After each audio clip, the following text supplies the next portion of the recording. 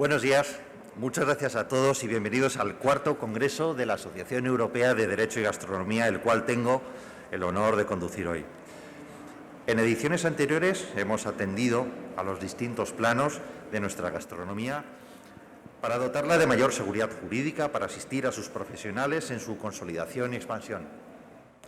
Hemos celebrado coloquios, trabajos, exposiciones con enorme ilusión, impulsados por autores, empresarios, investigadores y chefs, y también impulsados por un sinfín de razones que tienen su origen en la alimentación. Alimentación que ha de ser no solo saludable, sino sostenible y solidaria, y lograr que sea derecho fundamental. Esta gastronomía, que se proyecta en nuestra sociedad a través de la hostelería, de la restauración, es líder en calidad, autoría e innovación. Es industria cierta y actividad económica vital en nuestro país. Este cuarto congreso vamos a centrarlo en el derecho de la nueva gastronomía, en la hostelería, en la pandemia. Cómo vamos a preservar no solo ese liderazgo que mencionaba, cómo protegerlo, sino cómo afrontar el actual momento de crisis para lograr la viabilidad de miles de negocios y puestos de trabajo en el sector. Sin duda tendremos tiempo para abordar la precisa revisión de la numerosa y dispersa normativa que afecta a la gastronomía y a la hostelería. La gastronomía en España es salud, es cultura, es motor de la economía.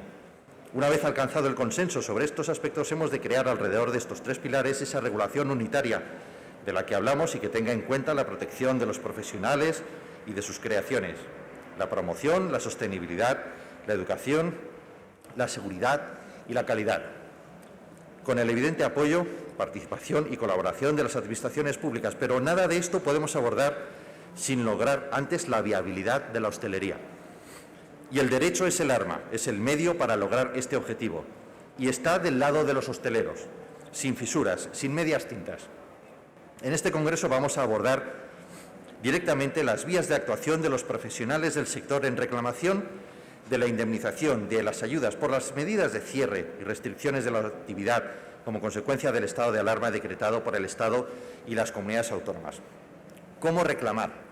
¿Qué se reclama? ¿Cómo se determina el daño sufrido? ¿Qué suponen las ayudas contenidas en el Real Decreto Ley 5/2021 de 12 de marzo?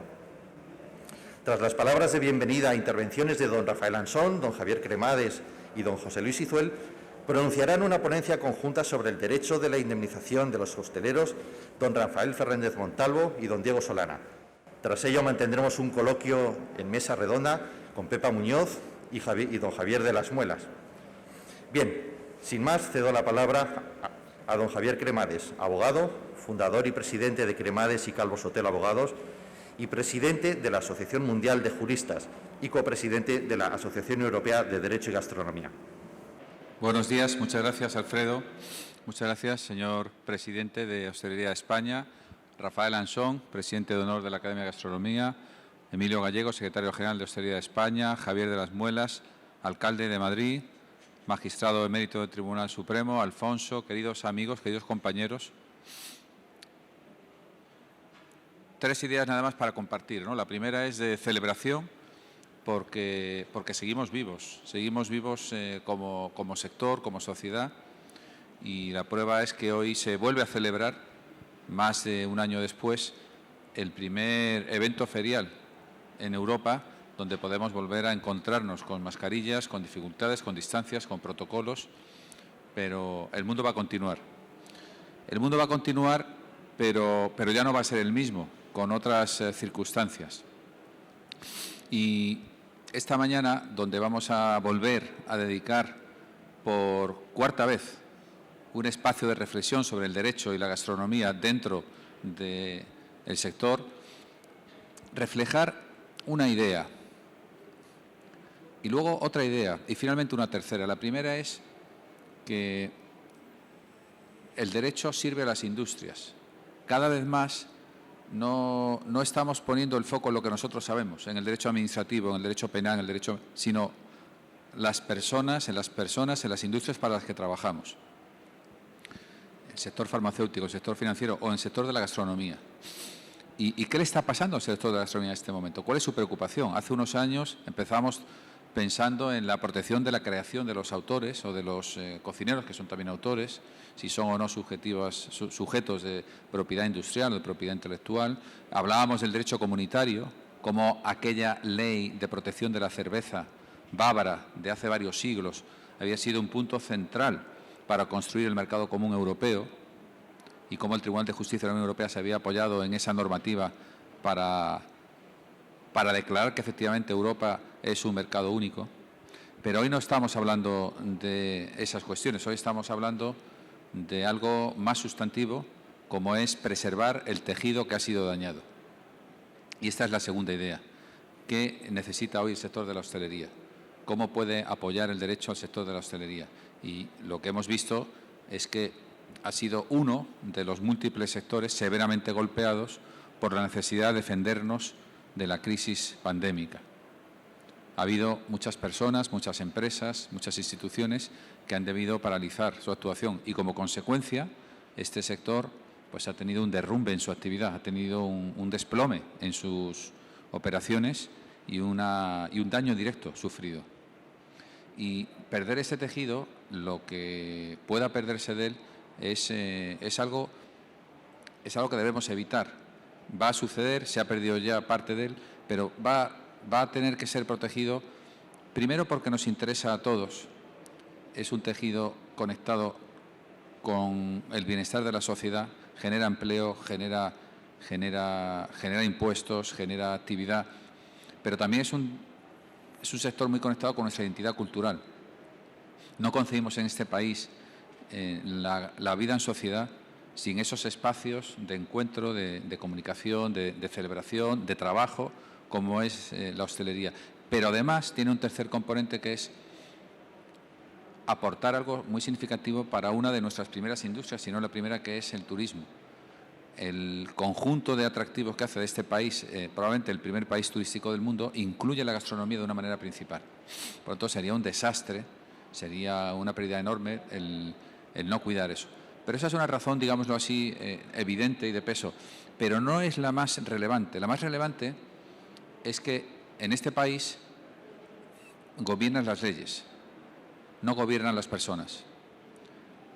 La política, la acción de la judicatura, la acción del legislador también, está sujeta a la Constitución y a las leyes.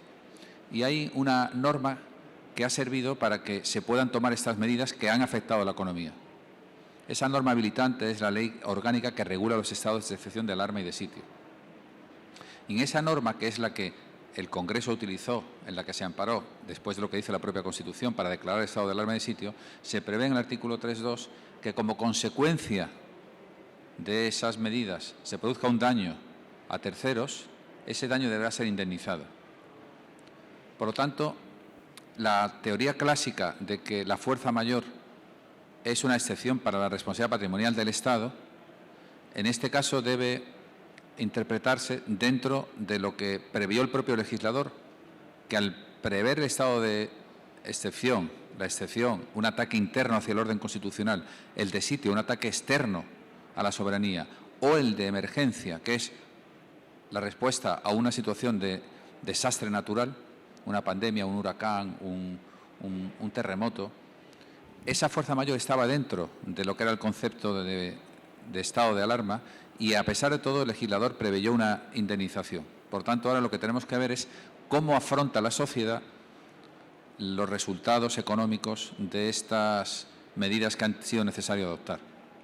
No es una cuestión que afecta solo a la hostelería, pero afecta a toda la hostelería. No es una cuestión que afecte solo a los sectores directamente involucrados, sino también a otros. De eso vamos a hablar. Tengo mucho interés en oír la conversación entre Diego Solana y Rafael Fernández Montalvo. Tengo mucho interés en oír la conversación con algunos de los afectados y, en definitiva, pues tenemos una mañana donde la protección de la creación, donde el desarrollo de un derecho fundamental a la alimentación, donde todo eso que sigue su marcha va a tener que tener un punto de espera, porque tenemos algo más urgente, que es tratar de que en este momento histórico, en esta sociedad y en este sector, pueda también cumplirse aquello que dijo Ulpiano, que es la justicia, dar a cada uno lo suyo. Y en este caso, devolver a cada uno el daño sufrido con una reparación amparada en el derecho, no en las políticas económicas sociales, sino amparada en la propia ley que reguló el estado de alarma. Es un placer estar aquí con mi amigo Rafael Ansón, que es el que inspiró esta Asociación Europea de Derecho a la Gastronomía, con el presidente de la Hostelería de España, con esa mascarilla, digamos, agresiva que indica peligro, que indica alarma, que indica que hay un daño. Y aquí estamos los abogados para intentar encontrar una reparación, para hacer lo que en el fondo debe ser el propósito de cualquier jurista. Procuramos que sea el nuestro en Cremades y Calvo Sotelo: acompañar, proteger, servir a personas, empresas e instituciones a través del derecho. Muchas gracias.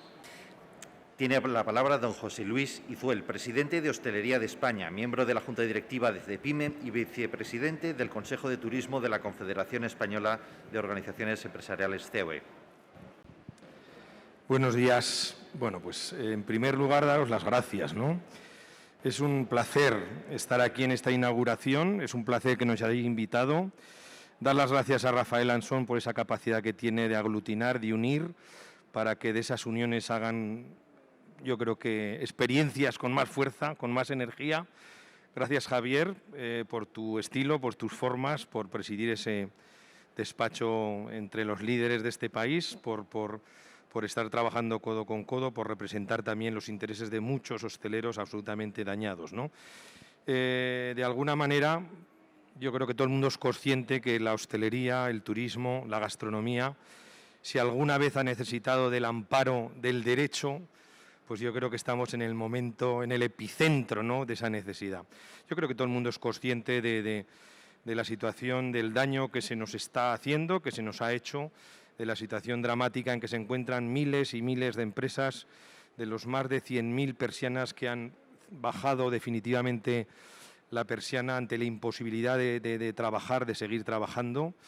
Y por lo tanto, bueno, pues desde Hostelería de España, desde el minuto uno hemos sido conscientes que, sin dejar de alzar la voz, yo hoy me he puesto la mascarilla que habla claramente de estamos aquí para salvar la hostelería, vamos a empujar para salvar la hostelería.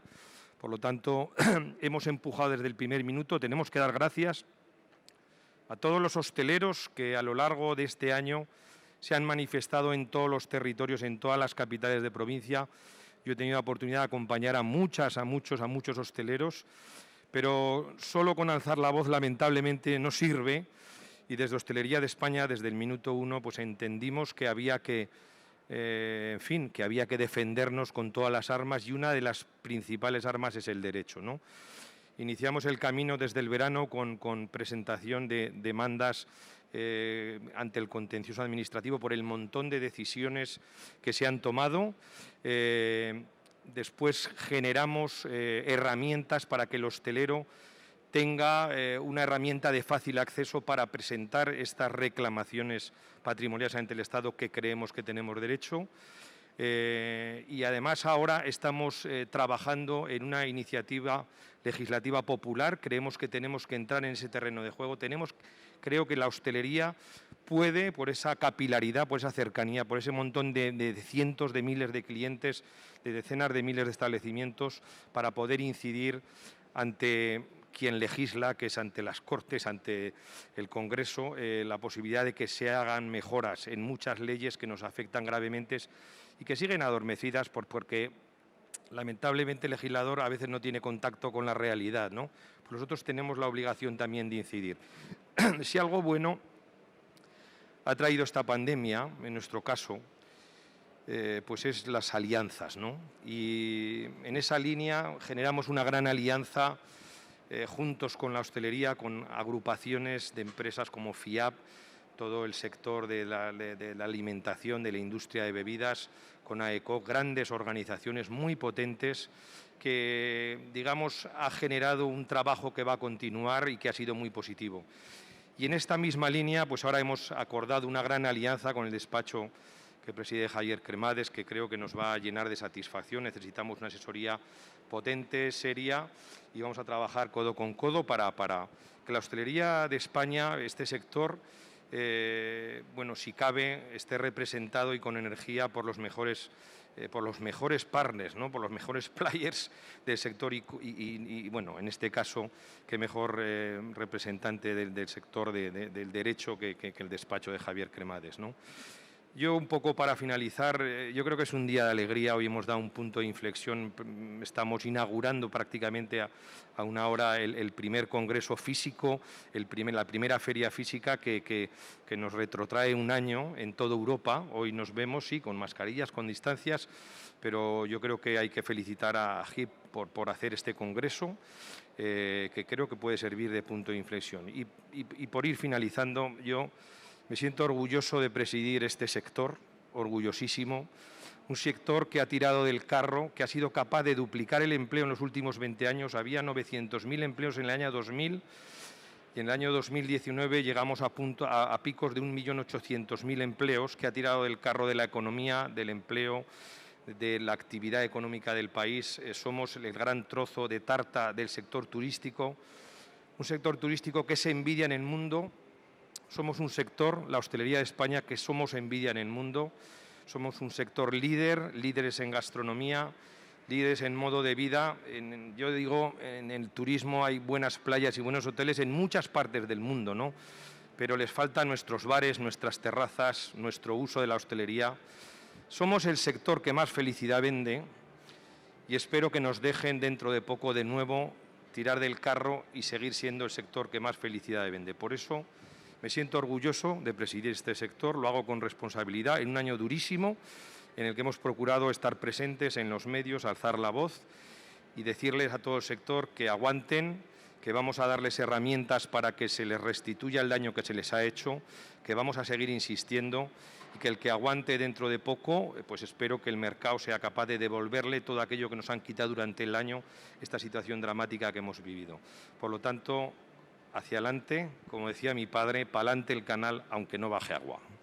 Toma la palabra el presidente de nuestra asociación, don Rafael Ansón, presidente de honor de la Academia Internacional de Gastronomía, de la Academia Iberoamericana de Gastronomía y de la recientemente creada Comunidad Europea de la Nueva Gastronomía. Muchas gracias.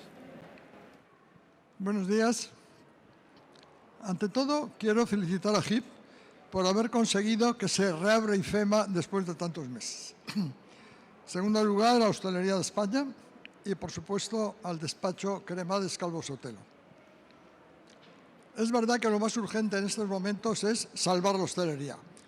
Una hostelería que abarca restaurantes, bares, tabernas, casas de comidas, confiterías, cafeterías, coctelerías, todo lo que representa la oferta gastronómica de un país. Pero yo creo que las cosas urgentes no deben dejar de lado las otras. Cuando se creó la Asociación Europea de Derecho y Gastronomía no había pandemia y la creamos con unos objetivos que siguen siendo válidos. Yo creo, y eso es un tema del que quiero hablar unos minutos, de la nueva gastronomía. España, básicamente España, con personajes como Ferran Adrià y otros muchos, ha conseguido en 30 años cambiar por completo la idea de la cocina y la idea de la gastronomía. La cocina era, hasta hace muy poco, la cocina tradicional, popular, anónima, o bien la alta cocina francesa. Bueno, ahora hay cocina de autor. Los chefs son artistas, y algunos de ellos artistas mediáticos muy importantes. Esa nueva realidad social requiere una respuesta jurídica, como todas las realidades sociales que se han ido generando a lo largo de la historia. Por lo tanto, no es lo mismo hacer un gazpacho y una tortilla de patata que crear obras de arte gastronómicas equivalentes a lo que hace un pintor, un escultor o un futbolista. Me da exactamente igual. Por lo tanto, hay que ver la forma de dar respuesta jurídica a esa nueva realidad social que tiene la cocina y los chefs. Pero quizá más importante todavía que eso es el cambio que se ha producido en la idea de la gastronomía. Tengan en cuenta que hasta hace 30 años la gastronomía era exclusivamente el placer sensorial de unos cuantos privilegiados, entre ellos yo, que disfrutábamos comiendo. Y teníamos unas guías, Michelin o Repsol, que nos decían dónde podíamos ir a disfrutar comiendo. Eso ha cambiado por completo. Yo diría que la gastronomía se ha convertido en una de las actividades, si no la más, pero desde luego una de las más importantes del ser humano en el siglo XXI. En primer lugar, el estudio que hizo KPMG, el 33% del Producto Interior Bruto es la gastronomía, si incluimos en la gastronomía la producción agroalimentaria, la industria, la distribución, el comercio y la hostelería. Pero sobre todo, es sin duda alguna la actividad más saludable del ser humano. El último estudio de Valentín Fuster, el 50% de la salud depende de la alimentación. Y en las 3 enfermedades crónicas, diabetes, obesidad y cardiovasculares, el 82% depende de la alimentación. Por lo tanto, démosle a la gastronomía la importancia que tiene desde el punto de vista saludable. Era y es, y se ha demostrado más con esta pandemia, sin duda la más solidaria, la que debe ser más solidaria. Lo peor que hay es morirse de hambre, lo que peor que hay es estar malnutrido. Y ahí no tenemos, así como en la cocina tenemos un personaje que es San Adrià, aquí tenemos un personaje ya universal que se llama José Andrés, que ha dado más de 50 millones de comidas a gente que la necesitaba en diferentes países del mundo. Solo en España y en Madrid, cuando la pandemia en marzo y abril dio más de 2 millones de comidas, una cosa absolutamente impresionante. La solidaridad que ha tenido la hostelería, toda la hostelería, pongo un ejemplo que es José Andrés, con la gente más necesitada ha sido absolutamente impresionante y esperemos que siga siéndolo. Tenemos que conseguir que nadie pase hambre, que nadie esté malnutrido. Y además la solidaridad consiste en comer con alguien, en comer con la gente, en compartir. Es el soporte de relaciones sociales más importante que tiene el ser humano, es la mesa. Si la mesa es buena, mejor, evidentemente. Pero ya el presidente del Gobierno, en la Cumbre del Clima de Madrid, ya dijo con toda claridad que lo que más importante es que la actividad gastronómica sea sostenible, respete la ecología, porque necesitamos que la tierra y el agua sigan dando alimentos. Si no dan alimentos estamos perdidos, nos morimos de hambre todos. Por lo tanto, la gastronomía del futuro tiene que ser cada vez más sostenible en todos los niveles. Y por último, es la más satisfactoria, porque piensen ustedes en una actividad cultural que satisfaga más de 2 sentidos, no la van a encontrar. Bueno, la cocina creativa, la cocina de autor, satisface los 5, eso se lo contaré luego. Por lo tanto, tenemos que pensar en que esa nueva realidad de la gastronomía, que no tiene nada que ver con la anterior, para disfrutar comiendo unos cuantos no hacía falta una regulación jurídica. Para conseguir que la gastronomía sea saludable, solidaria, sostenible y satisfactoria, sí requiere una respuesta jurídica. Y esa respuesta jurídica tiene que abarcar los 4 eslabones de la cadena alimentaria, no solo la hostelería, que es el 4. En primer lugar, tiene que abarcar la producción agroalimentaria, agricultura, pesca, ganadería, la industria alimentaria, que es la industria número 1 de España, por delante de los coches, la distribución y el comercio exterior ya es el segundo sector que más exporta. Y por último, evidentemente, la hostelería, porque la hostelería, parte del valor que tiene en sí mismo, motiva, impulsa y condiciona a los otros 3. Sin una hostelería que funcione bien, no se podrían producir alimentos de determinadas condiciones, la solidaridad sería mucho más limitada y la sostenibilidad sería casi imposible. Por lo tanto, y este es un tema que paso, como siempre, la pelota a Javier Cremades, es algo que desde la Asociación Europea de Derecho y Gastronomía, en relación con la Comunidad Europea de la Nueva Gastronomía que hemos creado en Portugal, con el apoyo del gobierno portugués, tiene que plantearse cara al futuro. Toda esa nueva realidad de la cocina y de la gastronomía tiene que tener una respuesta jurídica satisfactoria, que compense a los 4 sectores, a los 4 eslabones y que compense a todo lo que representa la hostelería, empezando porque hay que salvarla para que siga abierta, para que funcione, para que recupere en muy poco tiempo la calidad que tenía antes.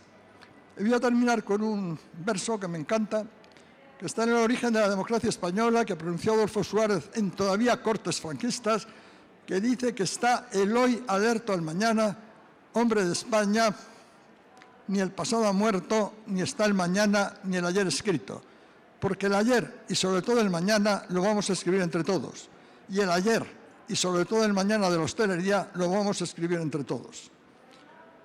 Siempre pregunto qué hace falta para soñar, para que los sueños se conviertan en realidad. Lo más importante es soñar, es lo que estamos haciendo ahora.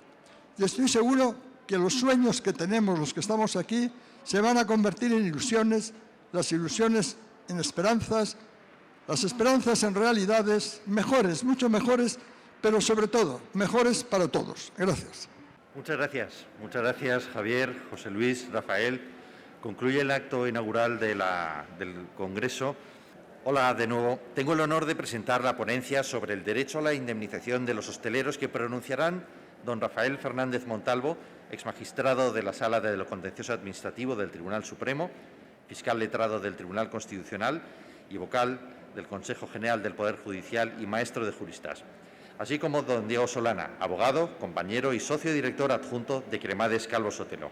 Gracias. Hola, buenos días. Es un honor para mí intervenir en este congreso donde se trata de un tema de extraordinaria importancia, ciertamente complejo y además lleno de incertidumbres. Una exposición completa abarcaría 3 puntos principales. En primer lugar, caracterizar el derecho que surge de la pandemia. En segundo lugar, hasta dónde llega la indemnización de los daños causados por las disposiciones y actos que tienen su origen en la crisis de la pandemia. Y finalmente, proyectar esa doctrina sobre el sector concreto de la hostelería. En primer lugar, todos los gobiernos se han visto obligados, como consecuencia de la crisis sanitaria, a adoptar medidas excepcionales de acuerdo con su realidad constitucional y han creado una legalidad excepcional caracterizada por las siguientes notas. En primer lugar, la temporalidad. Es un derecho creado mientras dure el riesgo, es decir, tiene vocación de terminar en un momento determinado. El artículo 6 de la Ley Orgánica, que vamos a repetir muchas veces, por tanto, me referiré a ella como la Ley Orgánica, la Ley 4/1981, establece una duración no más allá de 15 días, prorrogable por decisión del Congreso de los Diputados. El primer Real Decreto que acuerda el estado de alarma, el 463 del 2020, de 14 de marzo, fue prorrogado en distintas ocasiones y terminó su vigencia el 21 de junio del año pasado. Los siguientes reales decretos que aprueban los estados de alarma también tienen una vocación temporal, es decir, con las sucesivas prórrogas hasta el 9 de mayo. Por tanto, la temporalidad es una de las características de este derecho.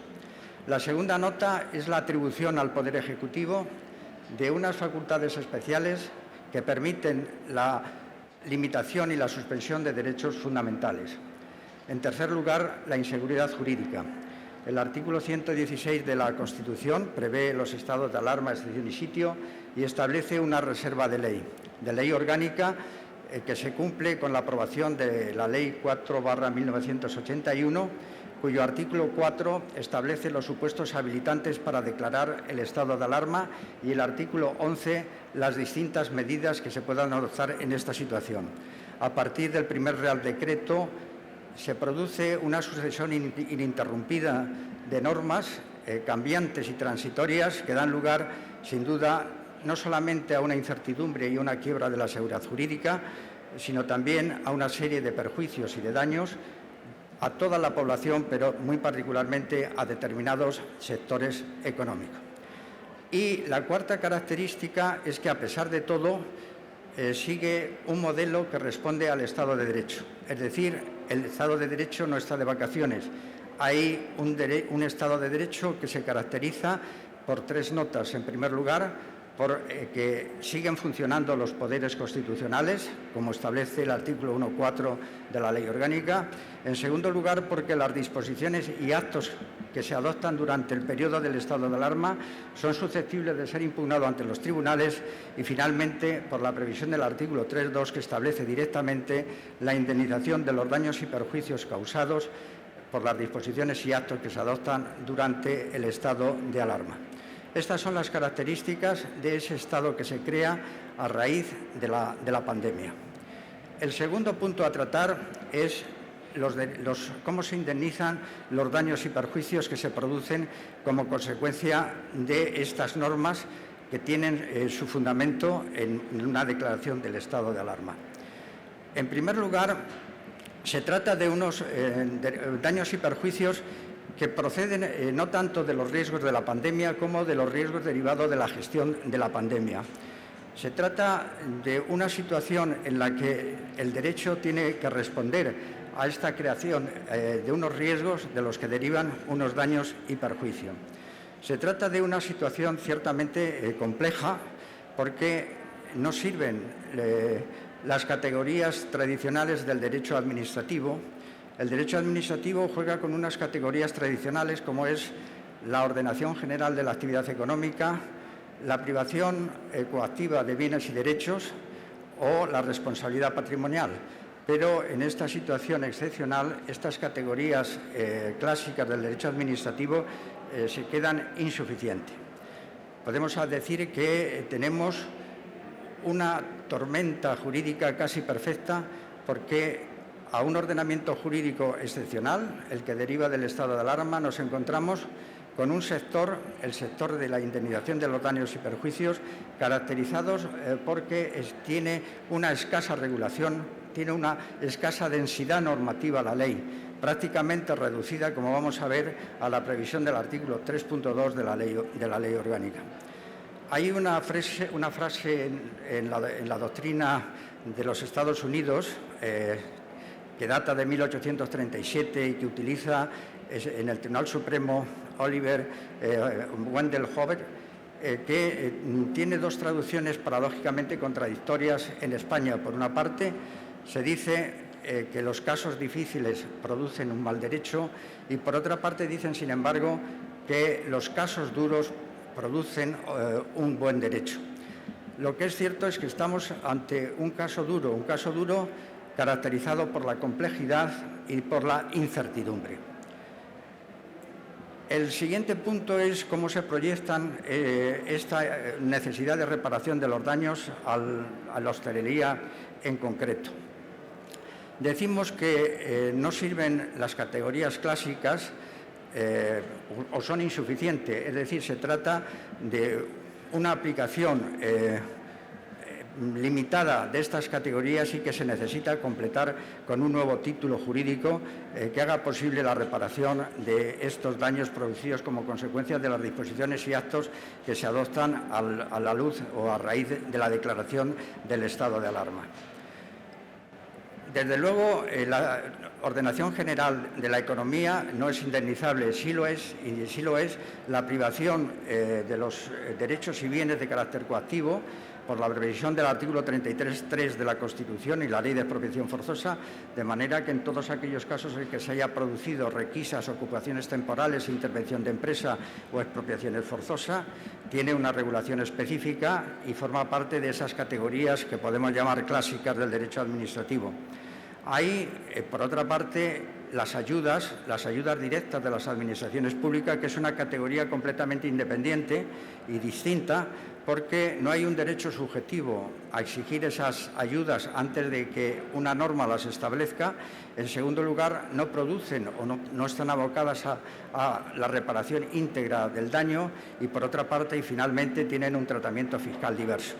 Por tanto, estas son las categorías con las que se mueve el derecho administrativo a la hora de examinar cómo son reparables los daños producidos por estas disposiciones y, en concreto, en relación con la hostelería. Decimos que la limitación que se produce al derecho a la libertad de empresa y, en concreto, a la libertad de empresa de la actividad económica de la hostelería no puede justificar la adopción de medidas que, sin reparación alguna, produzcan daños y perjuicios a quien realiza esta actividad económica. Hay que encontrar, por tanto, algún sistema, algún mecanismo de compensación distinto, independiente de las ayudas directas, que es algo diferente. Podríamos, en primer lugar, acudir a la responsabilidad patrimonial. La responsabilidad patrimonial tiene diversas manifestaciones, la del Estado legislador, la de las administraciones públicas o la del Estado juez. Esta tiene una previsión constitucional en los artículos 106.2 o el artículo 121 de la Constitución y en las leyes 39 y 40 de 2015. Pero si acudimos a estas figuras, encontramos que es insuficiente. El tratar de anudar los daños a los decretos que declaran el estado de alarma nos llevaría a examinar el régimen jurídico de los daños producidos por los actos legislativos no expropiatorios, porque tanto la jurisprudencia del Tribunal Constitucional como del Tribunal Supremo consideran que estos reales decretos, a pesar de su forma y su procedencia, tienen un valor de ley. Por tanto, habría que examinar si la propia norma establece la reparación del daño y, en caso contrario, como es en este caso, en donde los reales decretos no incorporan este derecho a la indemnización, tendríamos que acudir a los requisitos que establecen los apartados 4 y 5 del artículo 32 de la Ley 40/2015. Por tanto, tendríamos que obtener una declaración de inconstitucionalidad de los reales decretos, cosa difícil. En segundo lugar, tendría que haber una reacción procesal, es decir, asumir la carga de impugnación de estos reales decretos y, finalmente, utilizar como causa petendi precisamente la inconstitucionalidad de estos reales decretos. Es algo no imposible, pero realmente difícil. Por tanto, la siguiente alternativa es acudir a la responsabilidad patrimonial derivada de las medidas concretas adoptadas por las administraciones públicas en la medida en que sean inadecuadas o desproporcionadas.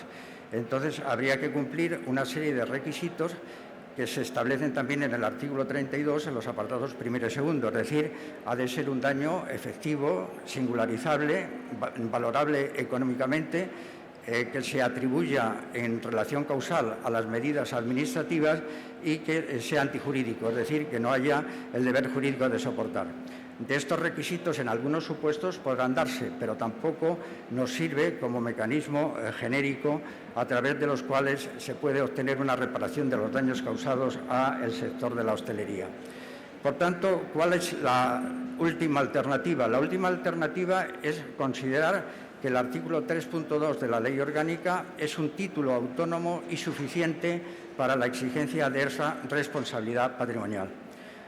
¿Cuáles son las razones? En primer lugar, porque se trata del derecho especial del estado de alarma, es decir, frente al derecho común, que son el conjunto de conceptos clásicos del derecho administrativo que rigen en los supuestos de normalidad.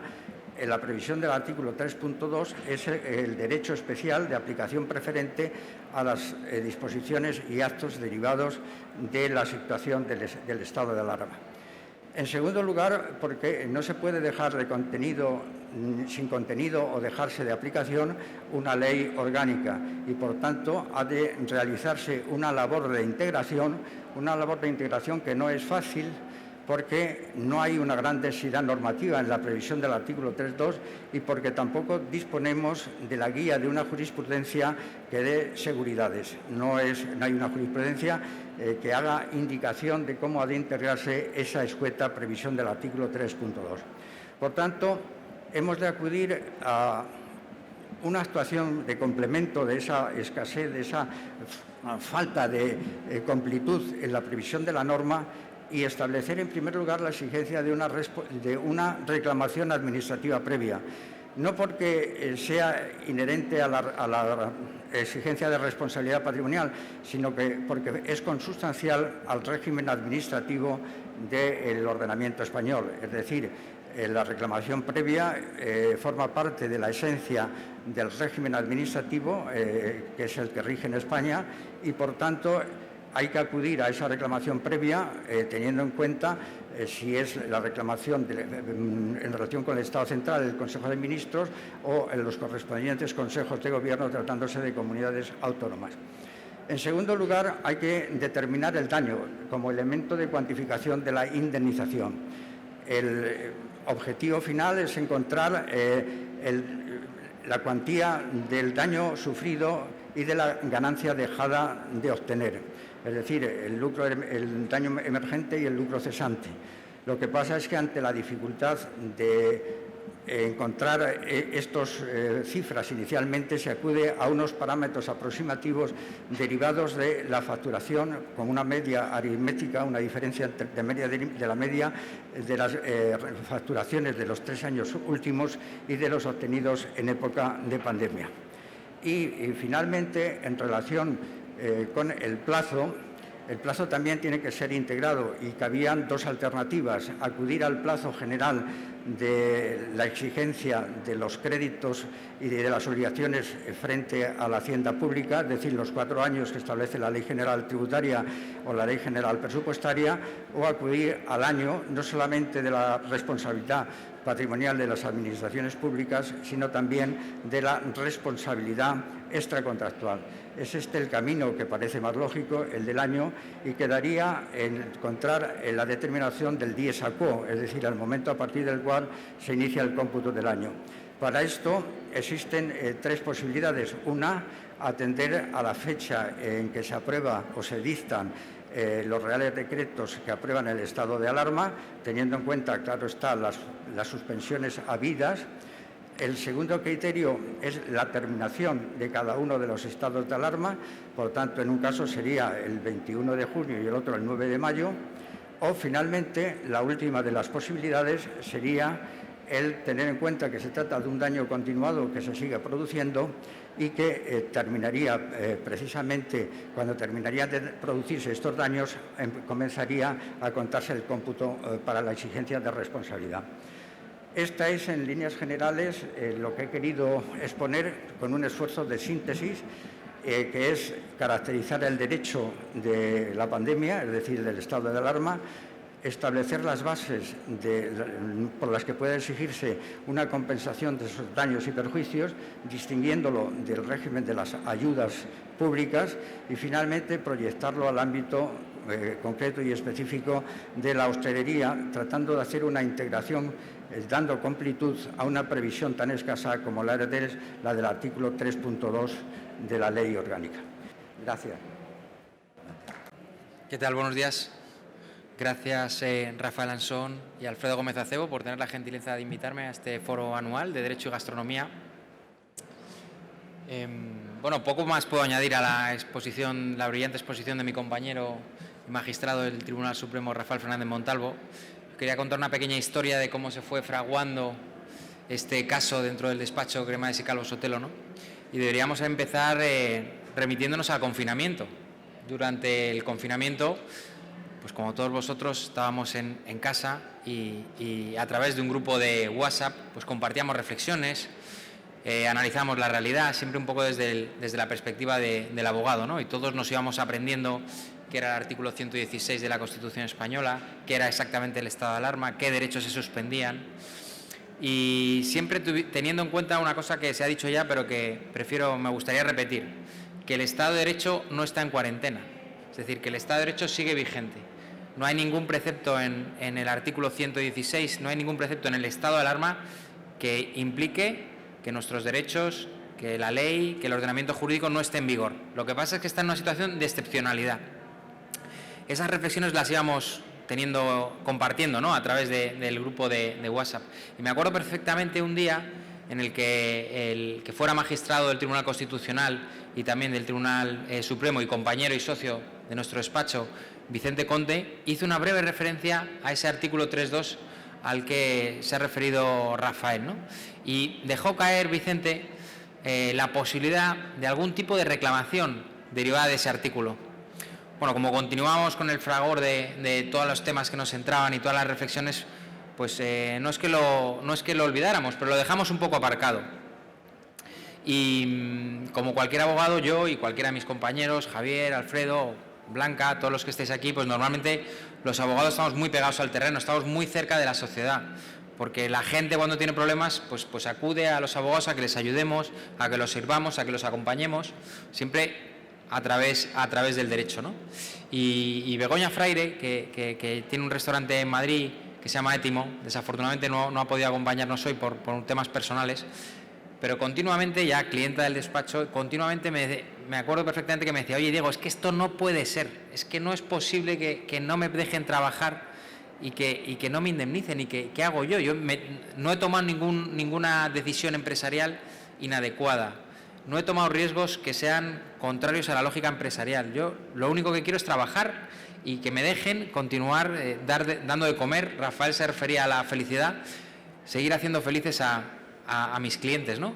Y realmente, pues yo inicialmente pues intentaba, pues casi me apuro darle confort emocional, ¿no? Pero luego ya llegó un momento en que realmente pues me lo empecé a tomar como un encargo profesional serio, sólido, y volviendo con esas reflexiones, ¿no?, de que el Estado de Derecho sigue en vigor y a esa pequeñita mención que había hecho Vicente Conde, y que había sido magistrado del Tribunal Constitucional muchos años, pues me acuerdo que me fui a ver a Javier Cremades, presidente de la firma. Lo hablé también con Rafael Fernández Montalvo, que también magistrado del Tribunal Supremo, y que daban total solidez. Y a partir de ahí empezamos a construir un caso, primero con Begoña, luego se fue sumando gente como Javier Muelas, como Pepa Muñoz, Alfonso desde Barcelona, y realmente es lo que estamos planteando, ¿no? Ya miles de personas se han sumado a esta demanda y básicamente, como muy bien apuntaba Rafael, no hay realmente un reproche, o sea, no es que realmente la reclamación se funde en los daños y perjuicios causados por el virus, este terrible virus de la pandemia, sino simplemente que es los daños y perjuicios por la gestión de la pandemia, que es lo que recoge el artículo 3.2, ¿no? Y que yo me atrevería a sintetizar: si a mí me prohíben trabajar, pues yo tendré derecho a que me indemnicen, ¿no? Es algo que viene ya desde la figura de la famosa expropiación forzosa, ¿no? Y bueno, simplemente estas reflexiones compartir con vosotros y dar otra vez las gracias a los organizadores, y es un honor y un placer estar aquí en IFEMA y volver a tomar poco a poco esta nueva normalidad. Un saludo a todos. Vamos a dar paso a una pequeña mesa redonda en la que va a participar Pepa Muñoz, Javier de las Muelas, Diego Solana y yo mismo. Mientras vamos preparando la subida al escenario, voy presentando a los intervinientes. Pepa Muñoz es chef y propietaria del Cuenco de Pepa, punto de referencia en la cocina tradicional, del respeto al producto, de temporada, de origen y proximidad. Además, es la presidenta de Facire. Javier de las Muelas, maestro, exitoso empresario, valedor de la cultura del servicio, propietario de Gimlet y Dry Martini Barcelona, gestiona restaurantes y coctelerías en distintas partes del mundo. Ostenta numerosos galardones de premios como Helen David Award de Tales of the Cocktail, ha publicado libros de coctelería y colabora en el Bulli Foundation con Ferran Adrià. Él es un referente en el sector y es proactivo en la creación de plataformas de valor para el sector, como Juntos con la Hostelería o la Hostelería de Todos. Muchas gracias. Sí, vamos a reflexionar sobre el actual estado del sector de la hostelería, de cómo el derecho puede ser la vía de solución a esta situación. Es el tercer empleador de nuestro país, supera los 300.000 negocios, millones de familias viven del trabajo en bares, cafeterías, restaurantes, que suponen una aportación cercana al 5% del Producto Interior Bruto, y es un factor de competitividad en nuestro país que nos ha convertido en uno de los principales atractivos turísticos del mundo. Hemos visto que nuestro ordenamiento jurídico da cabida a distintas instituciones dirigidas a reparar los daños causados por la Administración en el ejercicio de su actividad, como la expropiación forzosa, la responsabilidad patrimonial de la Administración o el derecho a indemnización contenido en la Ley Orgánica 4/81. Voy a señalar 5 factores antes de darle la palabra a nuestros intervinientes, a nuestros invitados. 5 factores en torno a esta cuestión. El sector se ha enfrentado y se enfrenta a decretos de cierres, desescaladas, fases relativos a aforos, a horarios, el permiso para el servicio en exterior, en domicilio, en terrazas. En segundo lugar, a día de hoy no existe una justificación para que las comunidades autónomas hayan tomado esas medidas de cierre y restricciones distintas. En tercer lugar, el Real Decreto Ley 5/21 parece que no respeta el principio de indemnidad de los hosteleros. En cuarto lugar, la realidad es que no indemnizar los daños por medidas de cierre y restricción de la actividad de la hostelería supone vaciar de contenido el artículo 3.2 del que estamos hablando y, por lo tanto, se conculcaría el principio de indemnidad establecido en una ley orgánica. Y, en quinto lugar, la decisión de indemnizar no se extiende a quien no va a reclamar. Pepa, ante esta realidad, lejos de conformaros y esperar, habéis emprendido juntos el proyecto de la hostelería de todos. ¿Cómo surge? Hola, buenos días a todos, lo primero. Y dar la enhorabuena al GIP por ser tan valientes y hacer este congreso en este tiempo, que todo se puede ser compatible, ¿no? La sanidad, sobre todo, vaya por delante, pero también la economía. Y aquí estamos Javier, Begoña, unos cuantos, Alfonso, unos cuantos, que estamos en el lado siempre de los valientes. Así me posiciono y me considero. Esta demanda que iniciamos, la hostelería de todos.org, somos hosteleros sin signo político ni nada, sino que luchamos por nuestros negocios, por nuestros derechos.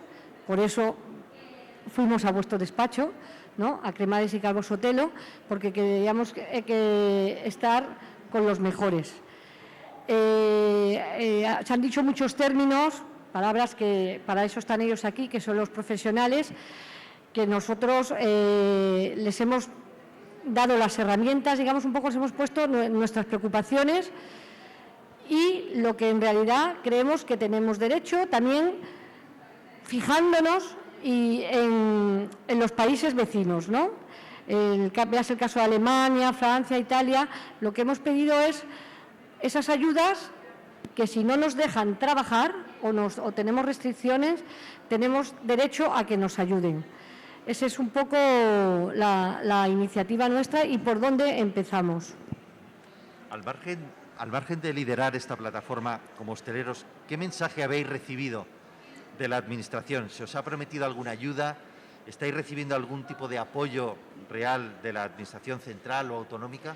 No, hasta ahora no hemos recibido nada. Sabemos que hay paquetes de ayudas, se hablan de ayudas, se hablan de reparticiones en las comunidades autónomas, pero todo esto a nosotros no nos ha llegado ni por ninguna vía ni por ningún lado, vamos.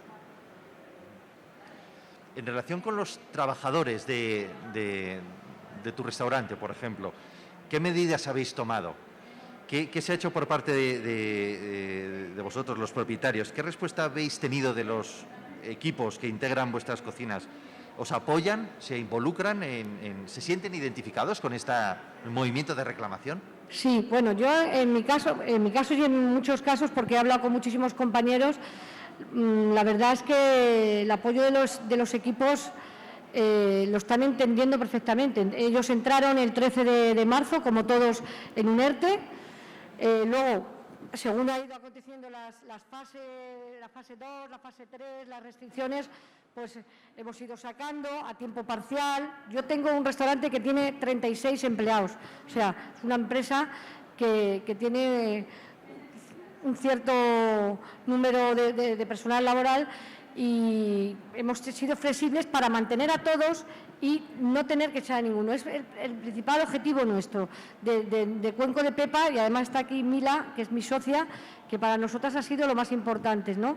Y toda la lucha que hemos tenido desde el principio, toda la lucha que he tenido ha sido por ellos, por proteger a nuestros equipos, porque muchos de los que estamos aquí, gracias a Dios, pues lo tenemos más o menos resuelto, ¿no? Digamos, podemos hacer, pero ellos no los podemos dejar tirados. Gracias. Javier, tú eres uno de los líderes, uno de los impulsores de esta plataforma, de la hostelería de todos. ¿Cómo fue tu incorporación a este movimiento? ¿En qué momento lo haces? Y respecto a la Administración, ¿has percibido, tú has sentido algún mensaje, has recibido algún tipo de apoyo real en el área que tú lideras también? Bueno, en primer lugar, me gustaría destacar una frase que conlleva un hecho, que es que muy pocas podemos hacer mucho, ¿no? Esto es una actitud. Yo, mi entrada en esta plataforma creada por Begoña, por Pepa y Juanjo López, centró una inquietud que yo tenía ya antes del verano. Hablando con mis abogados, se veía que era muy complicada. Luego, hablando con el gremio de restauración de Barcelona, que es uno de los gremios que tiene un rigor profesional y en el que me apoyo y que formo parte de la Junta, planteé de nuevo. Y tras estas conversaciones que no fructificaron, me sorprendió muchísimo que, como digo, una persona, Begoña, pudiera tomar esta iniciativa con vuestro despacho y a partir de ahí canalizar una inquietud que es punto fundamental de lo que es esta cultura nuestra, ¿no? Es española, y poner en valor algo que a mí me preocupa muchísimo, que es la no unión, no utilizaré desunión, pero la no unión de un sector muy individualista como es el de la hostelería, ¿no? A mí me sorprende que a fecha de hoy no seamos muchísimos más los que estemos dando soporte a esta iniciativa. Creo que este componente, esta pata legal que aportáis vosotros desde el despacho es pieza imprescindible. Y ya como comentaba anteriormente José Luis Izuel, el desarrollo, el objetivo que se planteó juntos con la hostelería, para mí era no solo fundamental, sino imprescindible, que es crear un lobby en mayúsculas y donde a mí me gustaría creer que vamos a saber aprovechar y reconducir esa iniciativa que en esa plataforma de Juntos se hizo a través de Hostelería de España, de FIAP y de AECOC, ¿no? Que es dotar a una organización que tiene mucha creatividad y a veces a profesionalidad un soporte más empresarial, un soporte en hechos reales, dejando de lado algo tan español como es lo nuestro, que es la improvisación, que a veces se sustenta en la creatividad, y basarnos en algo que tenga códigos, como digo, profesionales y de creación realmente de valor. Entonces, el tener esta columna de soporte legal, el tener el soporte de información con lo que represente FIAP y AECOC, yo creo y me gustaría creer que podemos ser capaces de volver a reconducir las ayudas. Y contestando muy directamente a la pregunta que planteas, son invisibles. En mi caso, además, no solamente debo soportar una situación estatal, sino una situación de comunidad autónoma del Gobierno de la Generalitat y algo que también para vosotros aquí en Madrid, los que sois de Madrid, igual no estáis al corriente, sí lo estáis a través de medios, que es también con una autoridad local representada en un ayuntamiento donde en mi caso concreto, por tener más de 50 trabajadores, más de 50 colaboradores, no solamente no tengo ayudas, sino que tengo desayudas. Es decir, está mal visto crear empleo. Y entonces no tengo derecho a ninguna ayuda que en este momento la Generalitat de Cataluña, el gobierno que supuestamente nos representa a los catalanes, va a conceder a personas del ámbito de la hostelería. Como tengo 50 empleados, pues no voy a tener derecho. Y no solamente eso, sino que eso conlleva una animadversión hacia los que creamos empleos. Entonces, ¿qué me gustaría a mí? Pues reivindicar realmente ese concepto de lobby. Con alguna persona que está aquí he comentado, yo creo en el sumando, creo en esa individualidad de inicio, pero creo que todas las organizaciones que sumen son bienvenidas a un proyecto de estas características. Y creo que aparte del soporte legal que estáis comentando, yo me huelo que esa sombra del Tribunal Superior de Justicia Europea nos concede más oportunidades que si nos tuviéramos que basar únicamente en la justicia española, ¿no? Por lo cual, a mí me gustaría, hecho en falta aquí en el auditorio, más gente de los que pagamos nóminas del sector de la restauración, que hace falta menos queja, más ser proactivo en la defensa individual de nuestros intereses y que el papá Estado, los políticos, no nos van a sacar los problemas que tenemos si no somos nosotros los que iniciamos esos movimientos asociativos basados en el rigor legal que yo entiendo que desde Cremades habéis propiciado a nuestro sector. Gracias. Pepa, reputacionalmente, ¿consideráis, en un minuto, consideráis que movimientos de reclamación como los de esta plataforma generan afecto, empatía, solidaridad por parte de la sociedad? ¿No te he oído al final, perdona? Sí, ¿crees que los movimientos de reclamación como los que lideráis en esta plataforma generan afectos, solidaridad por parte de la sociedad? Sí, hombre, la verdad es que la sociedad, la mayoría nos apoya bastante. Nos hemos sentido apoyados más por la sociedad que por nuestros gobernantes, esa es la realidad. Pues sobre todo por el Gobierno central. Es verdad, como ha dicho Javier, que aquí en Madrid, que decimos estamos en un oasis, ahora mismo tenemos un alcalde y una presidenta que el apoyo a la hostelería lo tienen como, vamos, en su diario, en su hoja de agenda es prioritario. Entonces, ese apoyo y esa accesibilidad que tenemos a ellos, la verdad que, hablando de lo que ha hablado Javier antes, pues nos sentimos muy apoyados. Esa es que es la verdad, no podemos negar la evidencia y estamos abiertos gracias a la presidenta de la comunidad. Esto es así. Gracias. Diego, brevemente, la reclamación de indemnizaciones a través del ejercicio reconocido por la Ley Orgánica del 81 es la primera ocasión que se va a realizar sin referencias jurisprudenciales previas, ¿es así? Sí, en efecto.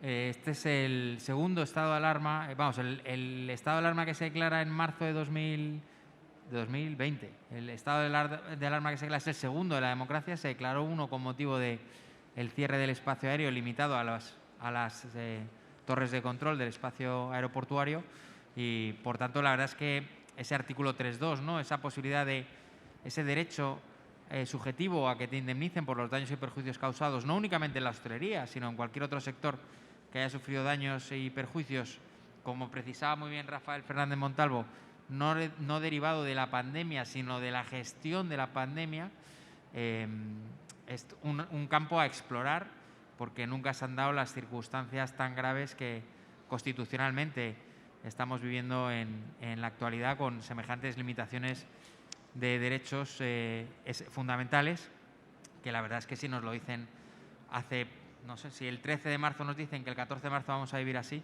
pues realmente nos hubiera resultado muy difícil. Gracias. Javier, una última pregunta. En relación con los proveedores, ¿cómo es vuestra relación con ellos en 2020 y cómo habéis planificado con ellos 2021? Bueno, tú me haces una pregunta, con perdón, y voy a responder otra cuestión que a mí me preocupa más. Tomo la referencia que hacía antes. Esta ocasión, donde se une la Federación de Industrias de Alimentación y Bebidas, donde entran también pequeños proveedores, pequeños industriales de la industria de la alimentación, conlleva una unión de sectores muy natural que yo creo que difícilmente vamos a tener en otra ocasión, ¿no? Por consiguiente, cualquier acción que podamos dar de valor a un tipo de, no sé si de industria, porque es una palabra que a mí me chirría un poco, pero sí nuestro estilo de vida, ¿no? Nuestro estilo de vida, que se apoya obviamente en la creatividad, en cocineros de estrellas, pero hay una cosa para mí muy importante. La hostelería de España se basa sobre todo en esos pequeños barecitos, cafeterías de barrios, de pueblos, que entran en el hecho social muy nuestro, ¿no? Hace unos meses se publicó en el diario La Vanguardia una entrevista con Finn Killand, Premio Nobel de Economía del 2004, noruego, y él, resumiendo, decía: ustedes no saben el valor de lo que tienen. Se preocupan por esa palabra que a mí me escandaliza, la resiliencia, que está en boca de todos, y si no saben aprovechar lo que tienen. Quieren ocupar los lugares de los nórdicos, de los americanos, de los centros europeos, tecnología, se nos llena la boca. Pero en cambio, sepan que ustedes son envidiados por su estilo de vida, por su estilo social. Y eso es lo que tienen, y eso es lo que tenemos. Es decir, nuestro sector, claro que tiene creatividad, claro que lucen las estrellas, pero sobre todo se basa y se soporta en una comunión entre las personas. No olvidemos que los bares y restaurantes son pequeños grandes platós donde se ruedan escenas de las vidas de las personas y donde se inicia en algo que es fundamental. Para mí, seguro que para todos y todas las que estáis aquí, son lugares donde se inician historias de amor. Y el amor es lo que da soporte a la gastronomía. Y el amor es lo que da soporte a la vida. Creámonos realmente esto para luchar por nuestros intereses Y de ahí la importancia de dejemos de lado la individualidad, démosle fuerza a las organizaciones, a los despachos como vosotros, que dais soporte a una iniciativa de lucha, y seguro que saldremos sin buenismo hacia adelante. Pero lo importante es que el río tenga caudal, porque si no, no podremos regar los huertos particulares. No te he contestado, pero te he contestado, yo creo, algo que para mí tiene más importancia. Algo precioso, gracias. Bueno, no tenemos tiempo para más. Muchas gracias, Pepa, Javier, Diego. Para mí es un orgullo veros liderar, impulsar, luchar por la recuperación, el lanzamiento de la actividad de la hostelería. A todos, muchas gracias por acompañarnos hoy, por compartir este espacio de reflexión. Gracias al Hospitality Innovation Planet por su colaboración, especialmente a Eva Ballarín y Albert Planas. Espero que pronto podamos ver la recuperación del sector, que el derecho sea punto de encuentro de acuerdos y de medidas prontas y reales que se traduzcan en fogones encendidos, cocinas en movimiento, salas llenas, barras ocupadas, terrazas completas con nuestra gastronomía y nuestra hostelería a pleno rendimiento. Muchas gracias.